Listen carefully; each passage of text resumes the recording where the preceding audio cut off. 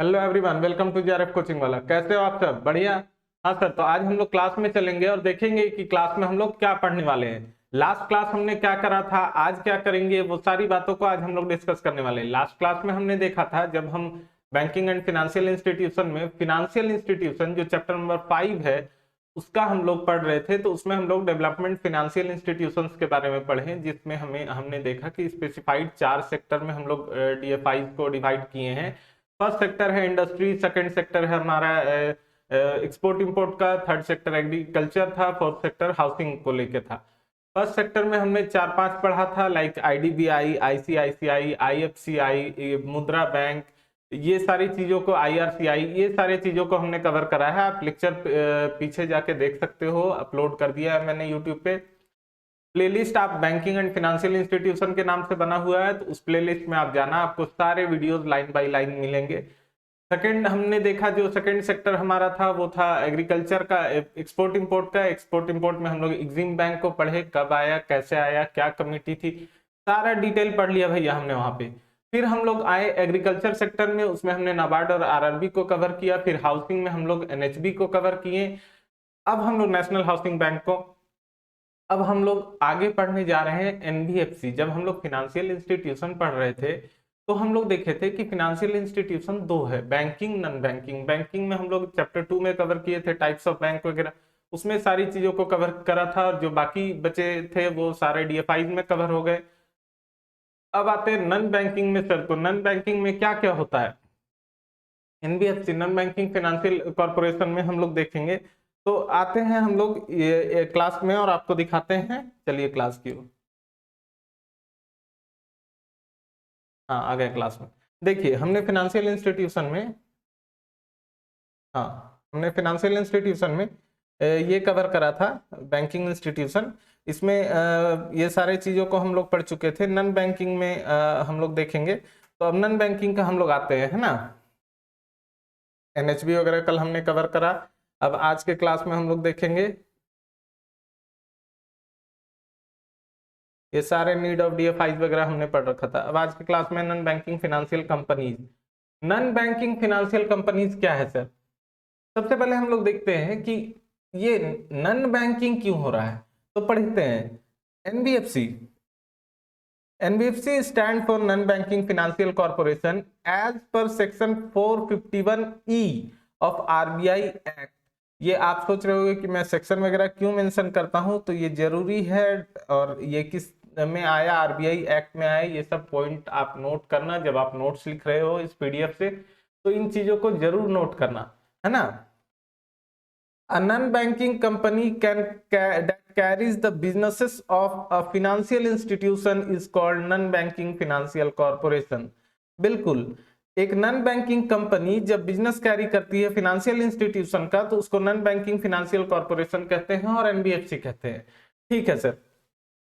एक चीज मैं आप लोग को बता दूं कि ये इस चैनल पे आपको पेपर 2 कॉमर्स के और पेपर 1 के यूजीसी नेट जेआरएफ के प्रिपरेशन के सारे मटेरियल मिलने वाले हैं।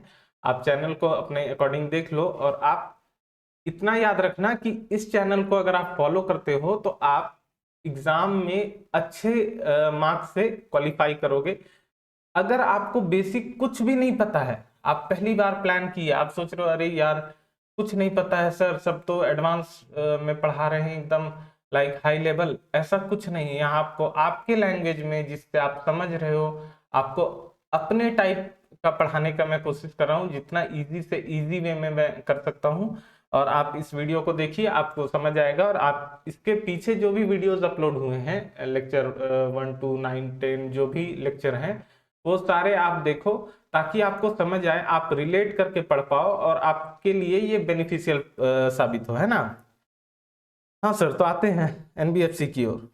टॉपिक से बार बार भटका देते हो सर, तो वो भी आपकी जरूरी की चीज थी, दैट्स व्हाई मैंने बताया। चलो, व्हाट इज एनबीएफसी, क्या है सर एनबीएफसी? एनबीएफसी एनबीएफसी कर रहे हो, क्या है? NBFC, Non-Banking Financial Corporation, is a company that is registered under Companies Act 1956 of Companies Act 2013।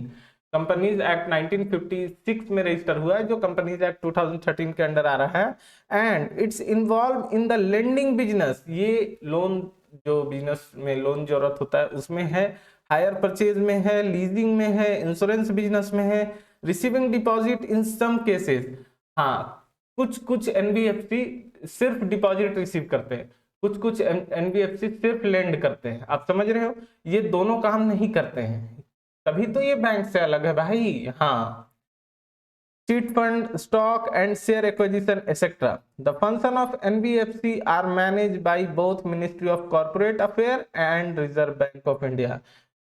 MCA, ministry of corporate affair और reserve bank of India RBI, ये दोनों मिलके इनके चीजों को मैनेज करते हैं, है ना। हाँ सर, हाँ सर। तो अब आ जाते हैं हिस्ट्री में। आप सोचो पास्ट मत बताओ सर, दुखता है, पढ़ लो, एग्जाम इसी में पूछता है ना। तो आते हैं history of NBFC in India. The RBI bank act 1934 amended on 1st December 1964 by RBI Amendment Act 1963. In this new chapter 3B introduced to regulate deposit accepting NBFC. ये इंट्रोड्यूस किया था डिपॉजिट एक्सेप्टिंग एनबीएफसी को। Different type of committee to review existing framework of NBFC, बहुत सारी committee बनी जो framework review की NBFC का, है ना। कौन कौन सी कमिटी थी sir? James S Raj committee. In early 1970, Government of India asked Banking Commission to study the functioning of cheat fund and examining activity of non-banking financial intermediaries. 1970 में government बोला कि हाँ ठीक है, बैंकिंग कमीशन को study करो, उसके chit fund के एक्टिविटीज को एग्जामिन करो। चिट फंड आप लोग वो धोखाधड़ी से समझ रहे हो, हाँ उसी टाइप का कुछ था, किसी का कंट्रोल में वैसे नहीं था। तो एनबीएफसी फिर अभी देखिए आगे क्या करता है। 1972 banking commission recommend uniform chit fund legislation to whole country. एक यूनिफॉर्म चिट फंड लेजिस्लेशन लाया होल कंट्री के लिए 1972 में। डेटा याद रखना भाई साहब, मैं हमेशा से बोलता हूँ डेटा बहुत जरूरी है, स्टैटिक पोर्शन बहुत जरूरी है कॉम्पिटिटिव एग्जाम के लिए। अगर आप एमकॉम, बीकॉम, एमबीए, बीबीए वगैरह के लिए देख रहे हो तो आपके लिए ठीक है, पूरा पूरा आप पढ़ो, पूरा नोट्स आपको मिल रहा है, आप अच्छा आंसर लिख सकते हो, भर भर के कहानी भर सकते हो उसमें। लेकिन जो कॉम्पिटिटिव पॉइंट ऑफ व्यू से पढ़ रहे हैं, जो यूजीसी नेट के लिए एस्पिरेंट है और वो ये लेक्चर को देख रहे हैं, तो आप स्टैटिक पोर्शन पे पूरा फोकस कीजिए, ये आपको ज्यादा हेल्प करेगा, ठीक है। और कॉन्सेप्ट एकदम क्लियर रखिए, कॉन्सेप्ट क्लियर रहेगा, क्वेश्चन कितना भी घुमाएगा, कैसे भी ट्विस्ट करेगा, आप उसको सही करोगे, मैक्सिमम चांस होगा आपका सही करने का। और कभी भी एग्जाम में जब आप देते हो जाके एग्जाम और आप देखते हो अरे सर पता है क्वेश्चन समझ ही नहीं आता है, आप हड़बड़ाए हुए रहते हो, हार्ट बीट तेज रहता है, पैनिक रहते हो, जो आ रही है वो चीजें भी नहीं समझ आ रही होती है। पॉइंट ये है कि आप अपने आप को थोड़ा काम करो, ठंडे दिमाग से सोचो, और एक क्वेश्चन को नहीं समझ आ रहा है 4 बार 5 बार पढ़ो। आप पूरा 150 क्वेश्चन करके आओगे तभी पास करोगे, ऐसा नहीं है। अगर आपका टारगेट 70% स्कोर करना है तब तो आप AIR रैंक में आ जाओगे, ऑल इंडिया रैंक में, है ना। तो आपका टारगेट 70% को 100% कवर करना है, आप समझ रहे हो। अगर आप 70% सिलेबस ही पढ़ पाए, पूरा सिलेबस नहीं पढ़ पाए, सर टाइम का अभाव था, पैसे का अभाव था, जबकि फ्री कंटेंट मिल रहा है फिर भी पता नहीं पैसे का अभाव क्यों था, पर अगर ऐसी चीजें हैं, बट हाँ टाइम का अभाव है, आपको टाइम की कमी है और आप पूरा सिलेबस नहीं कवर किए हो, इस वजह से आप डरे हुए हो और जाके पैनिक हो गए, तो जो आता है वो भी आप नहीं लिख पाओगे। तो जो आपको आ रहा था उस क्वेश्चन को मिस करके आए हो तो क्या ही फायदा है फिर। इसीलिए जितना आपसे कवर हुआ है आप उस पर कॉन्फिडेंट रहिए, एग्जाम बिंदास जाके दीजिए, ऐसा दीजिएगा कि हाँ मैं सेटिस्फाई हूँ, हाँ टाइम मिलता थोड़ा और पढ़ लेता मैं, बट ठीक है जितना पढ़ा हूँ सेटिस्फाइड हूँ, कॉन्फिडेंट हूँ। आप ज्यादा सही करके आओगे कंपैरिजन टू कि आप डरे हुए थे, ठीक है।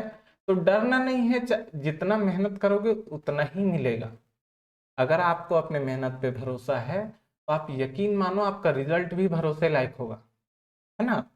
चलिए आगे बढ़ते हैं, ज्यादा ज्ञान हो गया सर, तो आप पढ़ाई ही करा दो, वही करा रहा हूं। चलो रिजर्व बैंक, हाँ reserve bank of India prepared model bill to regulate the conduct of chit fund and refer to study group under the chairpersonship of James S Raj. James S Raja के चेयरपर्सनशिप में ये चिट फंड का study किया गया, उसको regulate करने का उसके मॉडल पे काम किया गया।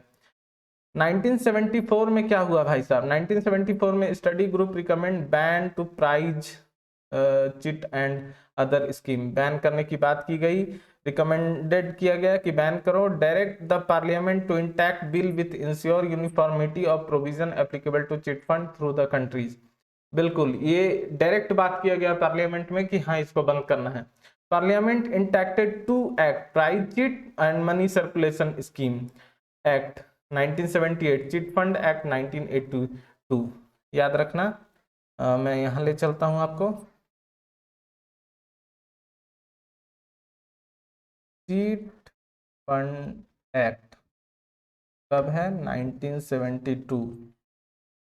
और हमने क्या देखा है, money circulation scheme act 1978, money circulation scheme act 1978, ये चीजों को ध्यान रखना है ना। आते हैं, फिर आया चक्रवर्ती कमेटी, ये जेम्स एस राज कमेटी थे, अब आ गए चक्रवर्ती कमेटी बैठी, उसमें देखते हैं क्या बात हुआ। ड्यूरिंग प्लानिंग एरा के वक्त Reserve bank of India tried best to manage money, Reserve bank of India एकदम अपना लेवल बेस्ट दे रहा था मनी मैनेज करने, and evolve sound monetary system, और वो इवॉल्व करना चाह रहा था साउंड मॉनेटरी सिस्टम को, और अपना बेस्ट वो दे रहा था, but no much appreciable success in realising social objective, but बहुत अच्छा सक्सेस नहीं मिल रहा था of monetary policy of the country, हमारा monetary policy of the country जो था उससे बहुत अच्छा सक्सेस नहीं मिल रहा था। In December 1982 doctor Manmohan Singh, governor of RBI, appointed committee under the chairmanship of professor Sukhamoy Chakravarty to review functioning of monetary system in India. जब मनमोहन सिंह 1982 में गवर्नर अपॉइंट हुए तो एक कमिटी बुलाया, उसका चेयरमैनशिप प्रोफेसर सुखमोय चक्रवर्ती थे, वो चेयरमैनशिप उनके अंडर हुआ, और इसमें रिव्यू किया गया मॉनेटरी सिस्टम के फंक्शनिंग को। Committee recommend assessment of link among the banking sector, non-banking financial institution and the unorganized sector to evaluate the various instruments of monetary and credit policy in term their impact of credit system and the economy। Committee recommend किया कि assess करो, सबको बोला, banking, non banking, unorganised सब sector को बोला कि तुम लोग इसके इंस्ट्रूमेंट को टेस्ट करो, है ना। During this time the number of NBFC grew from 7,000 in 1981 to around 30,000 in 1992। भाई साहब 11 साल में देख रहे हो कितना बढ़ गया, 23,000 बढ़ गया, ठीक है। अब हम लोग ये सारा उसका हिस्ट्री पढ़ रहे थे कि ऐसे ऐसे एनबीएफसी ग्रो किया, ऐसे ऐसे आया। अब हम लोग देखते हैं कि डिफरेंस क्या है एनबीएफसी और बैंक में। हाँ सर, यही तो जानना था, सबसे बड़ा क्वेश्चन तो माइंड में ही था कि दोनों में फर्क क्या है, समझ ही नहीं आता है। तो फर्क देखो, सबसे सिंपल फर्क ये बता दूं कि एनबीएफसी कमर्शियल बैंक या अदर बैंक की तरह डिपॉजिट एक्सेप्ट और मनी लेंड दोनों काम एक साथ नहीं करता है, तो ये सबसे बड़ा फर्क है, याद रखना।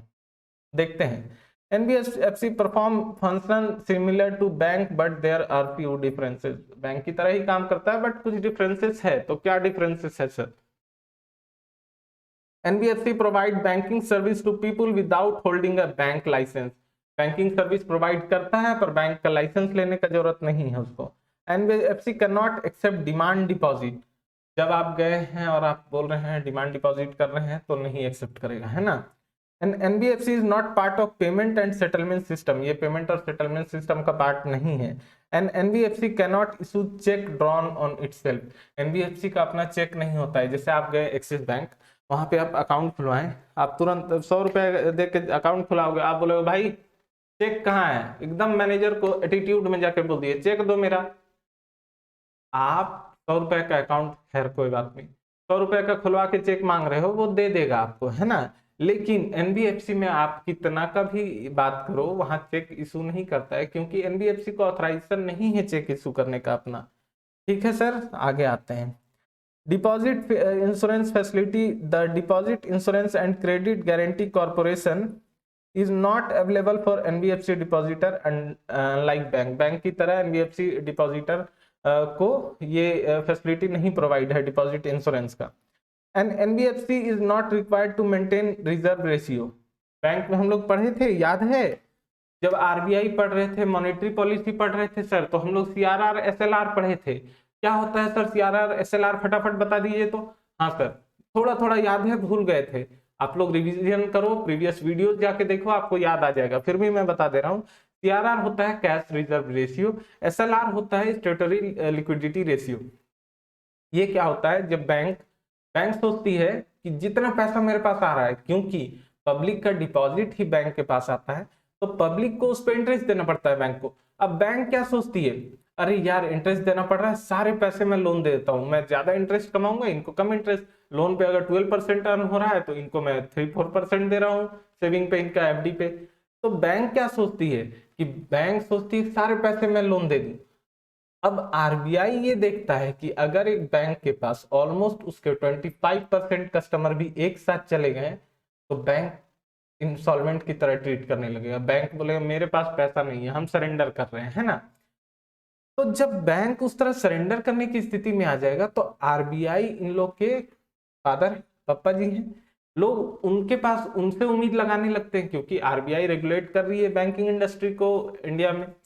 तो आरबीआई बोलता है कि तुम लोग बहुत बदमाश हो गए हो, सारा पैसा लोन क्यों दे देते हो, तुम लोग अपने पास भी कुछ पैसा रखो और मेरे पास भी दो।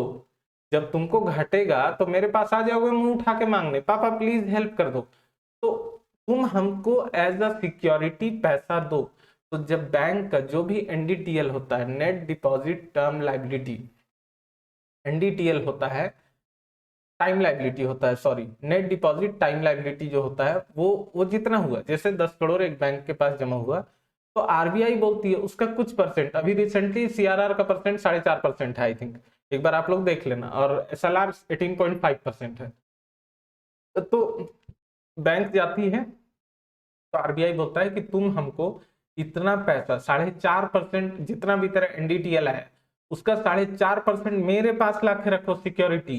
तो बैंक बोलती है कि अच्छा ठीक है, तो इसमें आप मुझे रिवर्स रेपो रेट वाला चार्ज दे देंगे ना, इंटरेस्ट दे देंगे ना।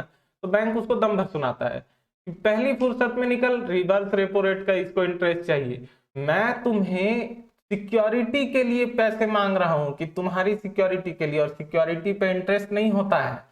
तो बैंक 4.5% ले लेती है। अब उसके पास 95.5% रुपीज ही बचा है, जितना उसका एनडीटीएल है। तो वो फिर भी थोड़ा डर गया, अरे यार अब क्या करेंगे, 4.5% रुपया तो मेरा ब्लॉक हो गया है।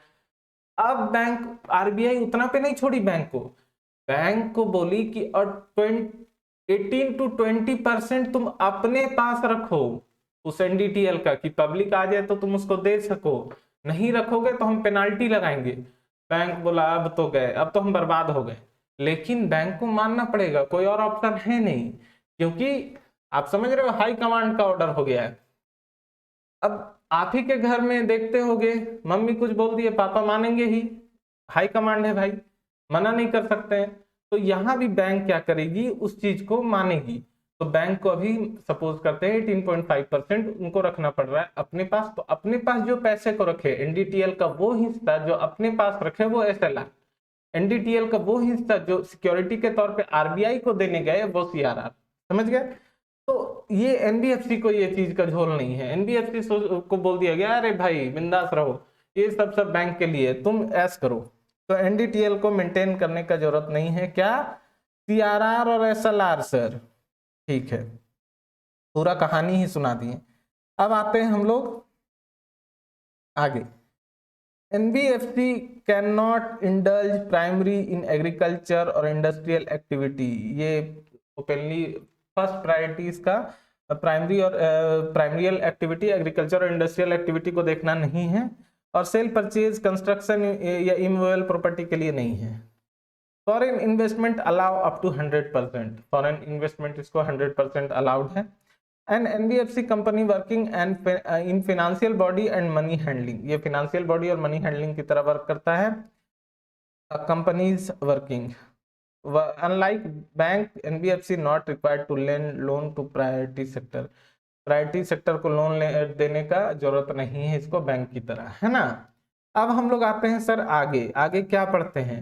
अब एनबीएफसी के टाइप्स पढ़ ले रहे हैं। टाइप्स है the NBFC can be categorised under two broad head on the maturity of their activity on the basis of the deposit. का एक्टिविटी का मैच्योरिटी कब है और उसका डिपॉजिट का क्या बेसिस है, उसके अकॉर्डिंग दो भाग में बांटा गया। क्या क्या बांटा गया है sir. The different type of NBFC are as follow on the basis of nature of their activity: financial asset finance company, loan company, mortgage guarantee company, mortgage की गारंटी देने वाली भी कंपनी होती है भाई, investment company, core investment company, infrastructure finance company, micro finance company, housing finance company. ये NHB इसमें नहीं है, ठीक है। ये सारे चीजों को हम लोग एक्टिविटी के नेचर से, एक्टिविटी के बेसिस पे देख रहे हैं। ऑन द बेसिस ऑफ, ये सारे चीजें बस आती है, इसमें बहुत डिटेल में जाने का जरूरत नहीं है। On the basis of deposit, deposit accepting non banking financial corporation, जो डिपॉजिट एक्सेप्ट करता है, दूसरा जो डिपॉजिट नहीं एक्सेप्ट करता है, ठीक है। ठीक है, अब हम लोग देखते हैं आज हम लोग क्या क्या पढ़े। देखिए, आज हम लोग नॉन बैंकिंग फाइनेंशियल कंपनीज को पढ़े। इसमें हम लोग देखें कि इसका हिस्ट्री क्या है, कैसे आया, आरबीआई के किस एक्ट में, किस सेक्शन के तहत इसको लाया गया है, इसमें कौन कौन सी कमेटी बैठी थी इसके डिस्कशन के लिए। तो जेम्स एस राज कमेटी बैठी थी, चक्रवर्ती कमेटी बैठी थी, और एनबीएफसी और बैंक का डिफरेंस हमने देखा है। वीडियो और लंबा होगा इसलिए मैं यही खत्म करूंगा इसको। टाइप्स ऑफ एनबीएफसी भी हमने देख रखा है और ये सारी चीजें को मैंने पढ़ रखा है। नेक्स्ट क्लास में हम लोग financial organisation which do not need NBFC licence, वैसे वैसे फाइनेंशियल ऑर्गेनाइजेशन जिसको एनबीएफसी के लाइसेंस की जरूरत नहीं है उसको हम लोग पढ़ेंगे नेक्स्ट क्लास में। अभी के लिए ये वीडियो यहीं समाप्त करेंगे। और हाँ, वन इंपॉर्टेंट थिंग जो आप लोग के लिए है, वन कॉन्सेप्ट सीरीज के लिए कुछ डीएम मुझे आए हैं, कुछ व्हाट्सएप करा है आप लोगों ने, और भी आप कर सकते हो। मैं उस सीरीज को कंटिन्यू करना चाहूंगा। कोई भी ऐसा क्वेरी जो पेपर 1 आपका एनटीए नेट के लिए और पेपर 2 एनटीए नेट का कॉमर्स के लिए कोई भी क्वेरी है, आपको कोई भी कॉन्सेप्ट समझने में दिक्कत है, आप उसका मुझे डीएम कर सकते हो, व्हाट्सएप कर सकते हो, टेलीग्राम कर सकते हो। मैं उसे सॉल्व करने की कोशिश करूंगा, इजी वे में समझाने की कोशिश करूंगा। वो सारे, जैसे आपको अगर डीआई में प्रॉब्लम है, आपको मैथ में, रीजनिंग में, आपको कोई भी चीज का कॉन्सेप्ट में दिक्कत है, कोई टॉपिक समझने में दिक्कत है, आप मुझे भेजो, मैं उसे आपको एक्सप्लेन करके समझाने की कोशिश करूंगा इजी वे में, है ना। आज का क्लास यहीं समाप्त करते हैं, मिलते हैं नेक्स्ट क्लास में। तब तक के लिए जय हिंद दोस्तों।